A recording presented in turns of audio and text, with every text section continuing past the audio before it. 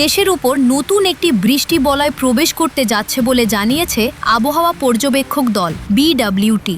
সংস্থাটির পূর্বাভাস অনুযায়ী আগামী 12 বা 13 মে দেশের উত্তরাঞ্চল দিয়ে এ বৃষ্টি বলয় বাংলাদেশে প্রবেশ করতে পারে এবং এর প্রভাবে টানা 9 দিন দেশের বিভিন্ন অঞ্চলে দফায় দফায় বজ্রবৃষ্টি হতে পারে। ফেসবুকে দেওয়া এক পোস্টে বিডব্লিউটি জানায় 12 মে থেকে 20 মে পর্যন্ত বৃষ্টি বলয়টি সক্রিয় থাকার সম্ভাবনা রয়েছে। তবে বৃষ্টি টানা না হয়ে বিরতি দিয়ে দেশের বিভিন্ন এলাকায় পর্যায়ক্রমে প্রভাব ফেলতে পারে। সংস্থাটির মতে সবচেয়ে বেশি প্রভাব পড়তে পারে রংপুর বিভাগ, ময়মনসিংহ বিভাগ এবং সিলেট বিভাগ এলাকায়। এসব অঞ্চলে ভারী বর্ষণের পাশাপাশি তীব্র বজ্রপাতের ঝুঁকিও বাড়তে পারে বলে সতর্ক করা হয়েছে। এছাড়া রাজশাহী বিভাগ, ঢাকা বিভাগ ও চট্টগ্রাম বিভাগের কিছু কিছু এলাকায় মাঝে মধ্যে বৃষ্টির সম্ভাবনা রয়েছে। যদিও এসব অঞ্চলে দীর্ঘস্থায়ী বা বড় পরিসরের বৃষ্টির সম্ভাবনা তুলনামূলক কম বলে জানিয়েছে সংস্থাটি। অন্যদিকে দেশের দক্ষিণাঞ্চল, বিশেষ করে খুলনা বিভাগ ও বরিশাল বিভাগ এলাকায় এ বৃষ্টি বলয়ের প্রভাব কম থাকতে পারে।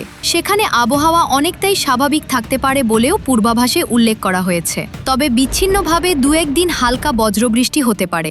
আবহাওয়াবিদরা বজ্রপাতের সময় খোলা জায়গায় অবস্থান না করা, গাছের নিচে আশ্রয় না নেওয়া এবং প্রয়োজন ছাড়া বাইরে বের না হওয়ার পরামর্শ দিয়েছেন।